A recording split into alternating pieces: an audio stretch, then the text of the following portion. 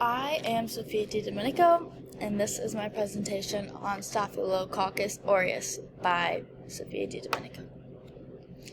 Introduction. What is Staphylococcus aureus? It is a gram-positive, round-shaped bacterium.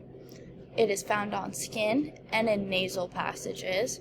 It's an opportunistic pathogen and can cause minor to life-threatening infections. What is its significance in human health? It is a common cause of skin and soft tissue infections. It can lead to pneumonia, sepsis, and endocarditis, which is an inflammation of the heart's innermost layer of the pericardium, and HAI, which is a healthcare-associated infection, and it has a rapid spread in hospitals, like this one. Characteristics of Staphylococcus aureus. Virulence factors. It produces toxins, surface proteins for adhesion, enzymes like coagulase and hyaluronidase, and it forms protective biofilms. Antibiotic resistance. It is resistant to multiple antibiotics. Methicillin-resistant Staphylococcus aureus, MRSA, which I see a lot in my patients.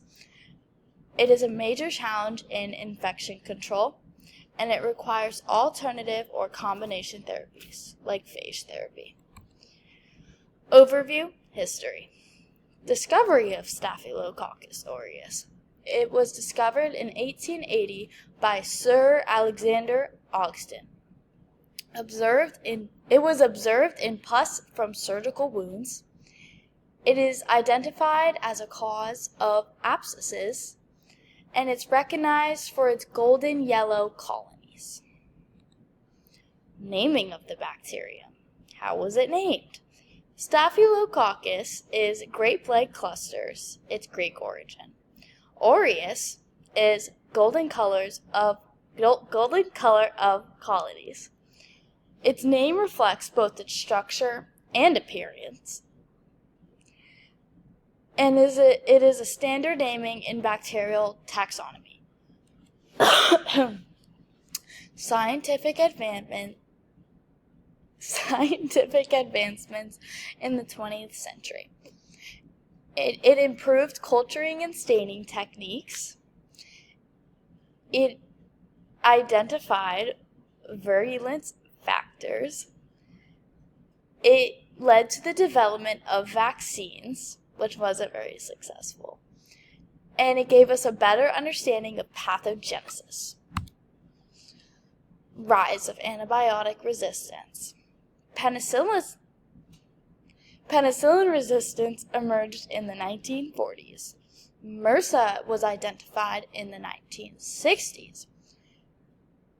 It has a rapid adaptation to new antibiotics, and it is a global public health concern. Epidemiology. Global prevalence. It is found worldwide in both healthy and ill individuals. 20 to 30% of people are persistent nasal carriers. It is a high burden in hospitals and crowded environments. MRSA is a major concern in many countries. Transmission. It is spread through direct skin-to-skin contact. Fun fact, we gown and glove up anytime we have a MRSA patient because it is direct contact. Online it said airborne, but that is very rare and kind of wrong. It's always been contact here and never have to wear a mask for it. So,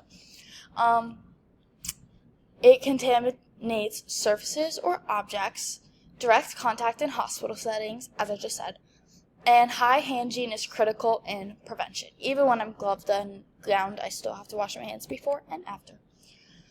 Risk factors for infection. Open wounds or invasive devices, weakened immune system, recent hospitalization or surgery, close contact in crowded settings. It could appear on dressings after surgery. Yeah. Burden. Healthcare-associated infections. Staphylococcus aureus is the leading cause of healthcare-associated infections. It is often acquired during surgeries or hospital stays, like I just said. MRSA strains are common in healthcare settings, like I said. Significant concern in intensive care settings, like ICUs. It's a little crazy in there. Economic impact. High treatment costs for infections and complications. Gets pricey. Increased hospital stay durations.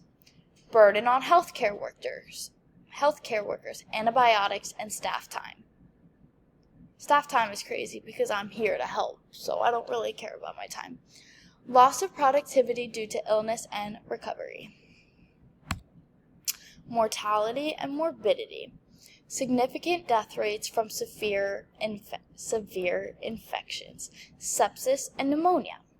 Chronic complications like endocarditis and osteomyelitis. Long-term health effects for survivors of invasive infections.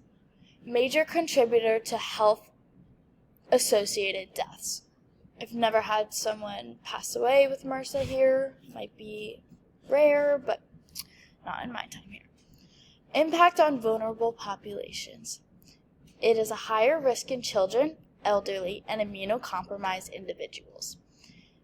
There are increased rates of hospitalization and longer recovery time.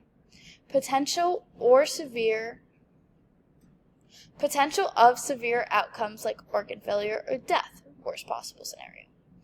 Greater need for infection control in these groups.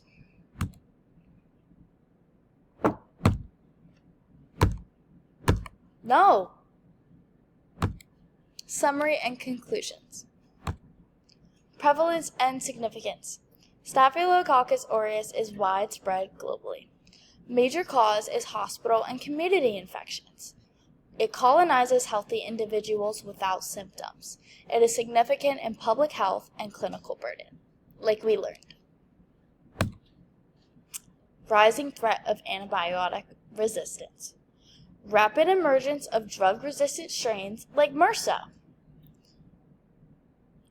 Limited treatment options are available.